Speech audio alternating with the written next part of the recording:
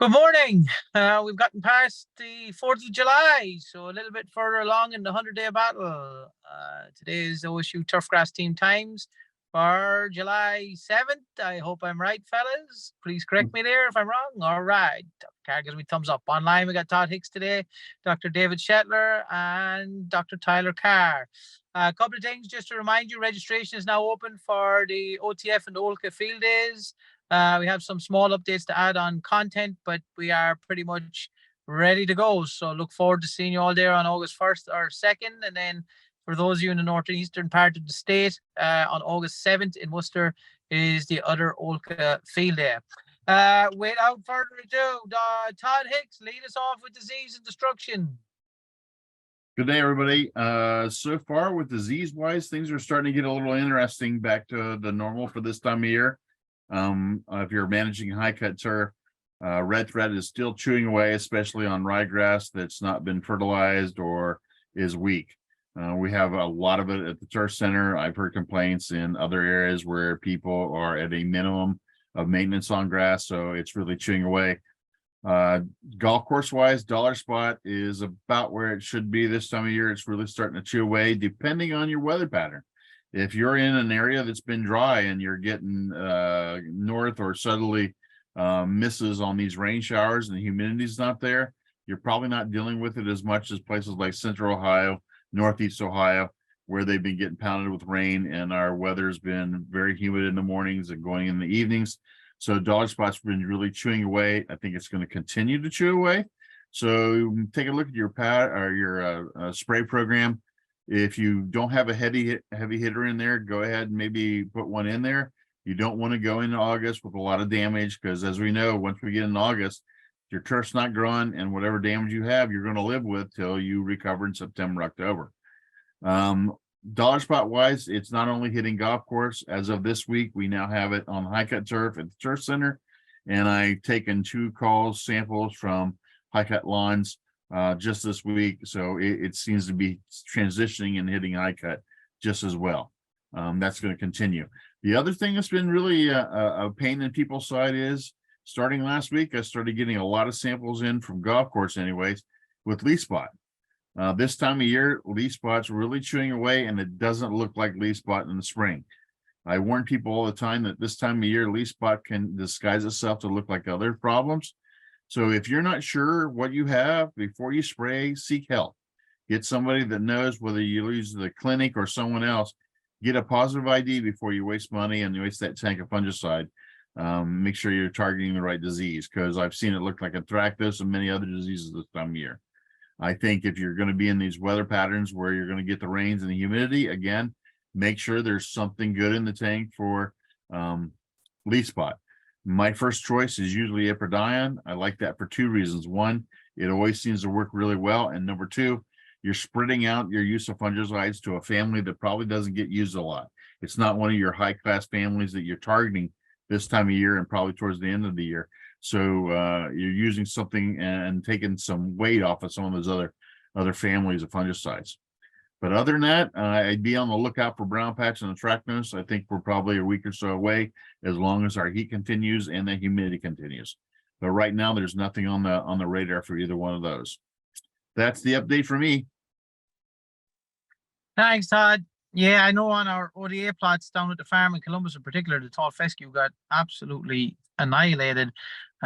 We got past the golden halo and it was like golden leaves. And that was it wasn't real pretty to look at. Dr. Shetlar, what we got on the insect end of it?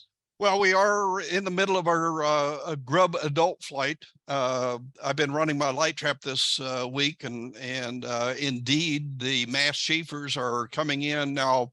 It's kind of interesting. 2 years ago, when we had really high populations, I was getting anywhere from 100 to 150 mass chafers per night. Right now, I'm averaging about 25 to 30 mass chafers per night. So the population is still down, but they are in what appears to be probably early flight. They should peak early next week. Same thing with the Japanese beetles. I'm now getting people sending me pictures of Japanese beetles all across the state. Still not large numbers of them here in central Ohio, but In Western Ohio, down around the Dayton area, just south of Dayton, there seems to be a hot spot of Japanese beetles, and up around the Akron Canton area seem to be some hot spots of Japanese beetles. So watch out for them. Bottom line, since both of these are flying, that means they're laying eggs. Had plenty of nice rainfall. The turf is recovered. So the soil conditions should be ideal. These grub eggs remember, grub eggs have to absorb moisture soil in order to develop. So we've got plenty of soil moisture for them to absorb that moisture and develop. So I'd be very careful that we might have some white grub damage this year, even in places where we haven't seen damage in the past. This is also, if you're still using a neonicotinoid like imidacloprid or merit, this is the best time to make that application to have the maximum amount of active ingredient. Using one of the diamides like tetrino or citalopram, those have a much longer residual activity. So if you put that down in late April or May or early June, those are going to hold in just fine. Same thing with arena, clothianidin of our neonicotinoids.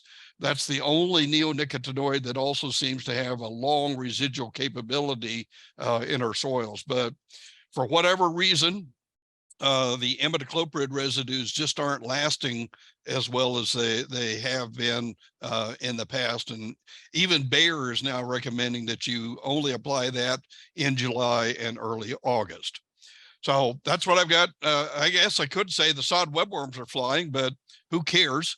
They rarely cause any significant damage on anything except maybe some golf course greens and tees where that turf is really cut low. Then you could see sod webworm damage there. But most of the superintendents that I know have applied one of the diamides to their greens and tees, which should give them season-long caterpillar control. They go after cutworms, but it also will take out the sod webworms. Okay, that's it. That's all I've got for this week, Ed. Thank you, Dr. Shetlar. Yeah, we've seen an increase in Japanese beetles on the research green in Worcester for sure. I think this week was really where we noticed them. On other clarification, Bayer has obviously become NView in the turf and ornamental side of it. So keep an eye out for that rather than the Bayer name. Dr. Carr. Hey, everybody. So kind of what everybody else has been hinting at. We've gotten a lot of rain in the central Ohio and the Cleveland area. And this has made it where, I mean, I've showed a similar drought monitor graph for the last couple of weeks. And we have a lot more white here than we have had any other time. So most of us are in the clear right now from a drought standpoint. In central Ohio, kind of the northern edge would be the Marion and Holmes counties. That'd be kind of the line I'd draw if you're listening to this on the podcast. Southern line would be around Fairfield County. So, and then Cleveland has also had plenty of rainfall. And so what I'm seeing right now is a lot of growth from our turf. And I'm also seeing irrigation still being run in these areas. And so, we could give irrigation a break for a little while, especially since the 6 to 10 day, the up to the 14-day outlook is calling for above average precipitation. So, and reduced temperatures or below average temperatures. They're still going to be warm, but below average. What I'm hoping to see is, like, let's look at the top here. This is valid from July 4th. So this past Tuesday, they released it on Thursday. This is Friday. We're presenting this on Friday.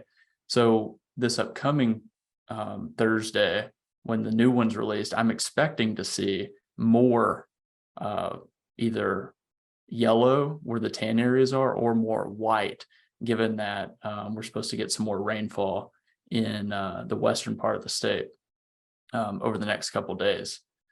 And like I mentioned, with that, we're getting more and more turf growth. As the turf is growing, it requires more nitrogen. And so, typically we don't recommend fertilizing during the summer, and I'm not recommending throwing a boatload of fertilizer out there. But right now, a slow release fertilizer source would be, I'm saying probably about a 1/4 pound of nitrogen per 1,000 square feet with a predominant slow release source. Wouldn't be that bad of an idea if your turf has recovered. And when I say slow release source, if you look at the fertilizer label, you'll see something along these lines of water insoluble nitrogen, slowly available water soluble nitrogen. And then they have this asterisk here, and it gives all the sources of slow release fertilizer. So urea formaldehyde, methylene urea, those are common ones. There are also polymer coated ureas, sulfur coated ureas that can be slow release sources. I know we went through a calculation a couple weeks ago, but I found our neighbors to the west at Purdue have an awesome fertilizer calculator page on their website, and we'll put that in the notes on YouTube and on the podcast. So you can put in what type of fertilizer you're putting in, the analysis, the rate of fertilizer, that I wouldn't put any more than probably a 1/4 pound of nitrogen per 1,000 square feet. And then your area of your lawn, which you can find on Google Maps. There's also an app called Planimeter that you can use to map out your lawn. And then it gives you an output of how many pounds of fertilizer you need to put over your lawn. So this is a pretty cool thing to use. And I'm not necessarily just saying Purdue has one. If you went on Google and search for turf fertilizer calculator, there would be a number of different ones that come up. So that's a good resource, and I guess there's no point in reinventing the wheel when they have something this good.